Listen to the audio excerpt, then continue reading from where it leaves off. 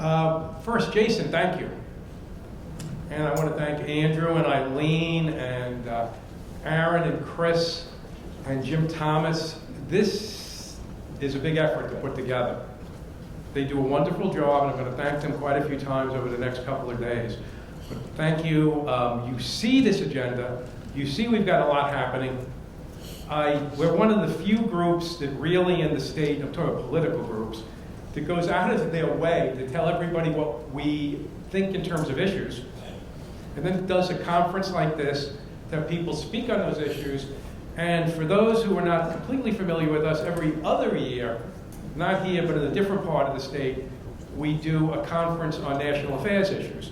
There's a little mixing here on that, but mostly this is kind of statewide type issues, not completely, and the other one is more on national issues, and that's every other year. This is every year. This is the 56th annual one, I believe, 56.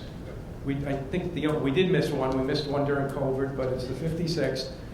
And our theme this year is Choose Well. And the theme of Choose Well is the perfect theme for people involved in politics, or people who are organizing in politics, or people who are doing candidate interviews. There have been some times in the last few years, maybe we didn't choose well, but there have been more times we have chosen well, and it's a process. There are a lot of chairmen here. I see them in the room, and there's a lot of chairmen coming. You see a lot of name tags still outside, but this conference is very, very successful. Those chairmen, because of the petition process, are in the process now of choosing well. I have complete faith in them. In many cases, they send their recommendations over to the state party, where our state executive committee has the full authority to put a person on the ballot or not put them on the ballot. But we look to hear from our county leaders, our county chairman, our state executive committee members, so we can make that determination. And I say to them, choose well. And they do. And we've had a lot of wins at the last. So let me just tell you this, and everybody can't say this. Our enrollment and our vote has gone up every year for the last 4 or 5 years. Now look, the enrollment doesn't skyrocket, but the ticker goes the right way. The vote, well, to be honest with you, it has actually gone from statewide from an average of 250,000 votes 4 or 5 years ago to now an average of 300,000 plus votes. So that's a big difference. That's a big difference. This is the attorney. You who are here, the chairman who are going to come here, and the chairman who that I see in the room have made that all possible. There's just nothing. The Conservative Party is a real political party. We operate from the ground up. We have organizations in, if not all 62 counties, which we don't, an overwhelming majority of counties. They're organized. They are extraordinarily busy now. And they're busy now not even knowing what the congressional district lines are going to look like, because we don't have a choice. And until we can take over some of government again, we're going to have to play by some other people's rules. That should be a reminder of what we do is so important. So let me just say this to you. The party is, I believe, a counterbalance to the woke policies and disturbing trends, including open borders and anti-policing initiatives. We do lose our share of fights, but we really never retreat from the ring. I mean, maybe there's some New Yorkers that retreat from the state, but those that stay, we don't retreat from the ring.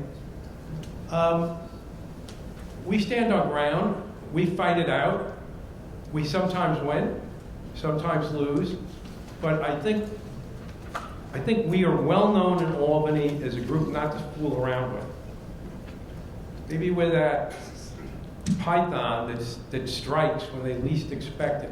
But the point is that they know we bite, they know you bite, and our chairman the chairman run candidates so that you can be behind them and showing your support for alternative views and values of what goes on up here.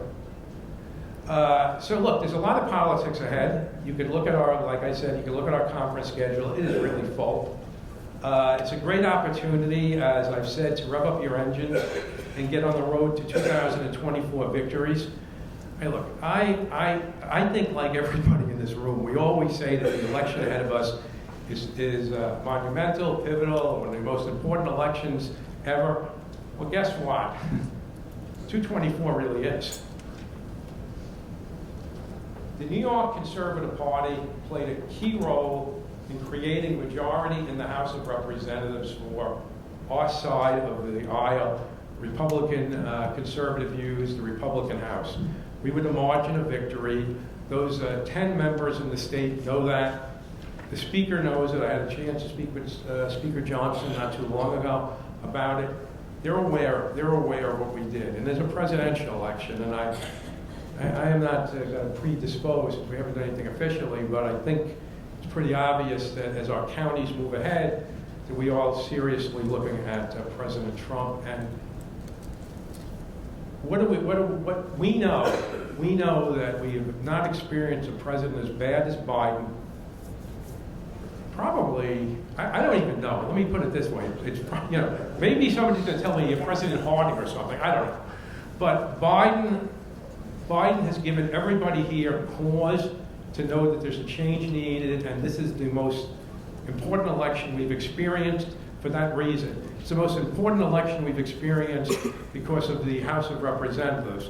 If you're downstate and you care about congestion pricing, you know the only way you're going to stop congestion pricing, which affects the 5 boroughs and another 5 suburbs down there, you know the only way we're going to stop it is if the White House changes and the House of Representatives stays Republican. You know that's the only way we're going to stop it. What we do here this year is the buttress against what they do to us in New York State or try to do to us every year. That's how important it is. As New Yorkers, we have an obligation to use this year in a constructive manner. We need to choose well.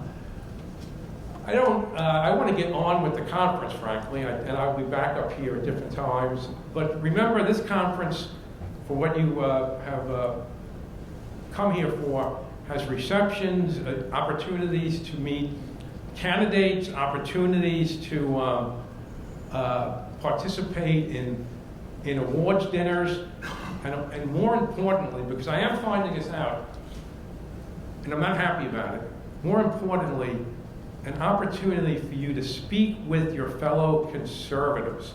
We don't do enough of that. The counties and the people in the party don't talk enough. We have shared experiences, shared problems, shared needs. We should be talking and working towards a singular goal. And a lot of parts of that piece of the pie are going to be in this room over the next 48 hours, I guess. But let me conclude with that. I guess I'm bringing Jason back up. And we will introduce our first speaker, and we'll take it from there. Thank you.